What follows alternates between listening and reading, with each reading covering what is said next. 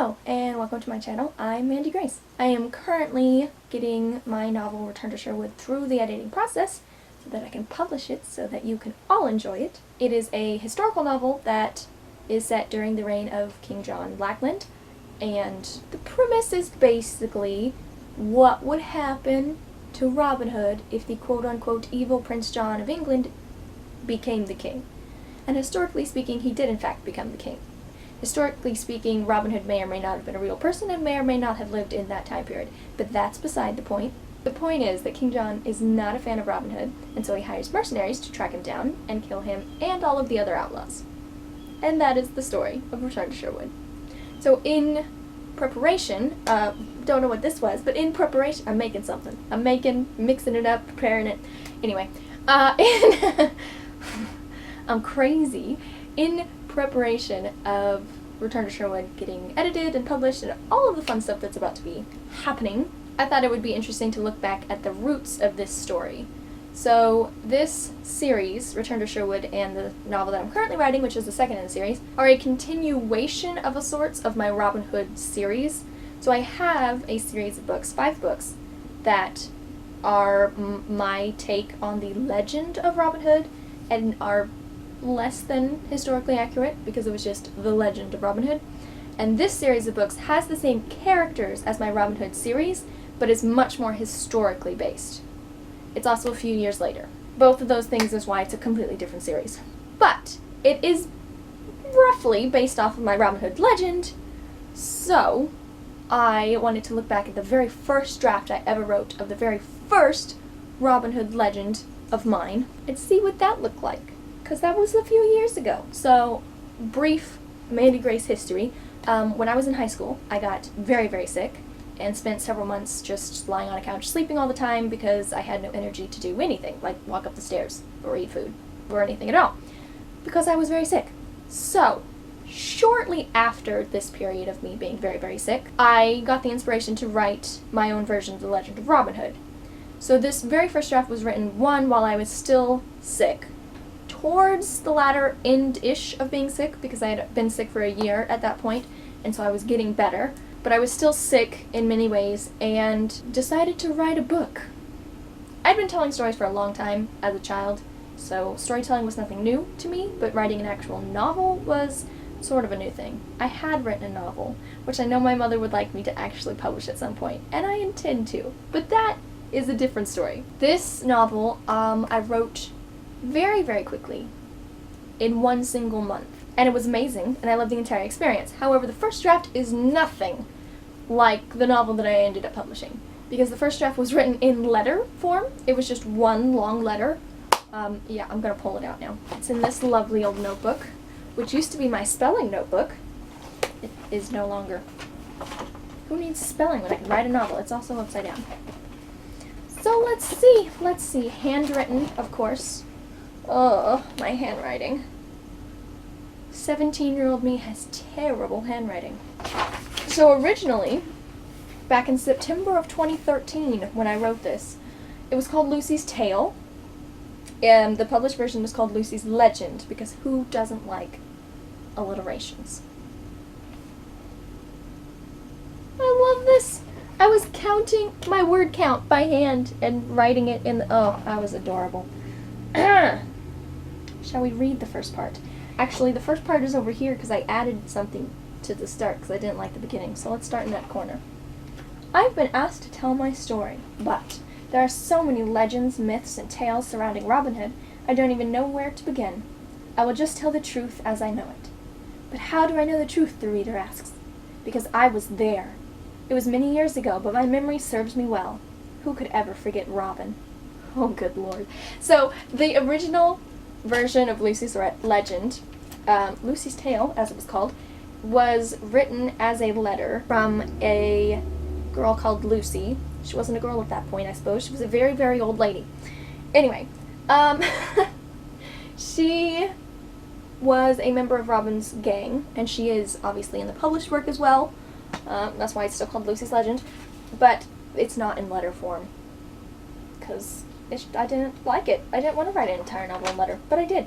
Anyway, shall we read some more, or shall we stop? I love this too. I didn't know what to name my villages, and so I just put a dash with brackets. Like this place, which I shall name later. Oh, I put page numbers as well. Look at me. Teenagers are crazy. Sir Edward! That's not his name! Oh my, I forgot. Oh my goodness. I changed some names. Actually, okay, so what happened with this story? The letter form I got rid of because I just didn't like it. So then I wrote it instead as Lucy is telling the story verbally. She was telling the story to her great-granddaughter. And so in the published work, Lucy's Legend, it starts with her telling the story, and then it transitions back into the past so that she's no longer narrating per se, and you're just reading it like a novel, but it flashes to the forward, to the future, to the present. It flashes forward throughout the novel back to Lucy and her great-granddaughter, because her great-granddaughter is constantly interrupting. But when I went from the letter form to what I ended up going with, I also ended up changing a lot of names of the characters. Some of them I honestly don't remember why, but I also had one issue when it came to publishing Lucy's Legend, which is that while Robin Hood is in the public domain, there are certain aspects of particular versions of the Robin Hood story that are copyrighted. And at that point, I had never watched the BBC Robin Hood, which I have now watched and absolutely love, but at that point I hadn't watched it, but I had a part of my story that was too similar to the BBC Robin Hood, so I had to add a character, so I gave Marion a brother Mark, and like inserted him into the story throughout after the story was entirely written. So he was not a great fit in Lucy's Legend. In the books that followed, because I knew he was already there, I did a much better job of making him part of the story. But when I was just sort of like, put Mark in there to deal with copyright issues, it was kind of rough. Anyway, Mark being an added character, I don't know why that came to mind when I saw Sir Edward, whose name is actually Sir Godfrey.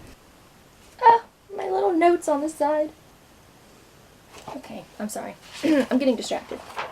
I don't know what I'm distracted from. I was just going to look at this and read it, which is what I'm doing, but somehow I feel that's distracting. More details. Thank you, young Mandi, for that brilliant insight. More details. Apparently I'm not very detailed. That is still true. Descriptions and details, that is where I struggled the most. I have to set aside specific times during the editing process to just do that.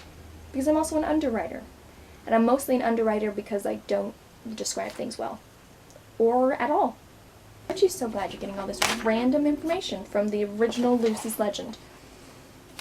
Ugh, this is so bad. I cringe sometimes reading Lucy's Legend because the finished product, I was 18 or 19 when I wrote it, and it's rough to go back and read it now because I was very young, I was unskilled. It was essentially my first novel. So it's kind of rough.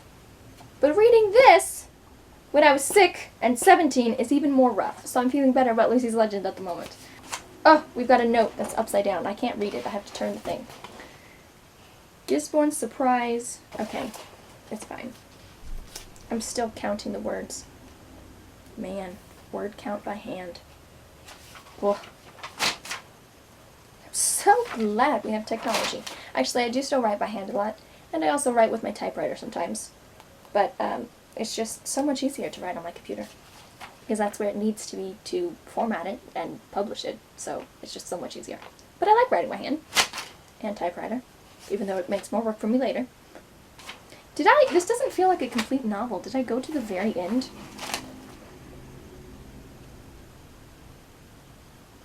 I love them both, but I wasn't sure I was in love with either of them. It's not the full novel. Good gravy. Did I not finish? Where's the other half? Where does this end?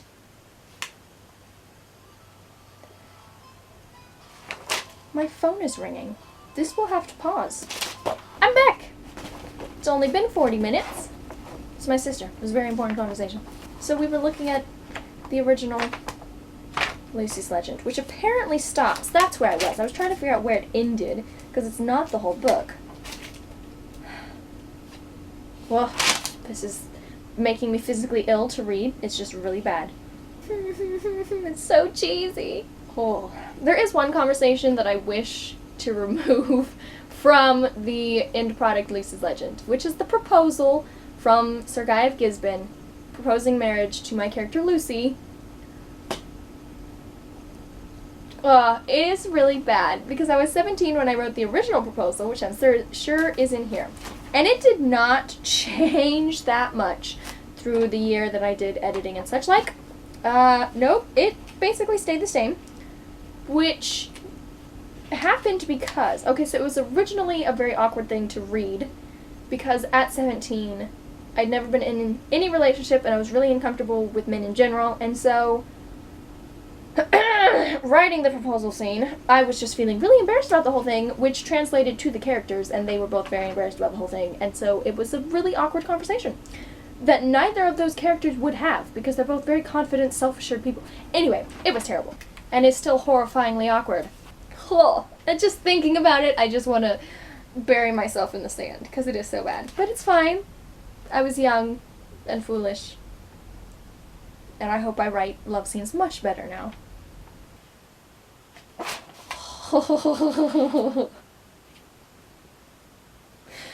It's fine. It's fine. Point is, this was a cringeworthy walk down memory lane. It was interesting. I'd forgotten that I had changed so many characters' names. I changed a lot of names. I love that I dated it, September 2013. I honestly couldn't remember when I wrote it. I knew it was shortly after getting sick, and I knew I wrote it in a month, but I could not remember when. And then, following this, I wrote this in September, and then October and November, I wrote The Story of Gisborne, which is actually the final Robin Hood Legend series book. Because I wanted it to be last. So I saved that book for 5 years or something, I don't remember how long, and wrote the other 3 books.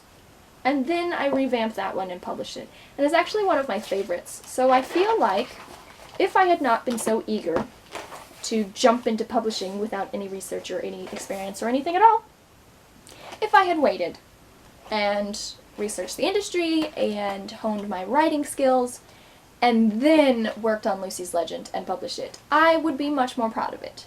Because The Story of Gisborne I love, and I wrote it at the exact same time. I just waited 5 years or something. Wait, let me do the math. If I wrote it in 2013, when did I publish it? Last year? Oh, that is 5 years. That's 5 years. Anyhow, if I had waited, there's some advice for you, young writers. Don't jump off the deep end before you're actually ready to swim. So anyway, that was a lovely look back at the origins of my Robin Hood series and where the inspiration for my current Robin Hood series. It's going to need a new name because I have the Robin Hood series. And I keep calling it the Return to Sherwood series because the first book is called Return to Sherwood, but it's not the series name. We'll figure out something. Anyway, it was fun to look back at where all of the Robin Hood stories started. Fun and humiliating. Happy writing, everybody!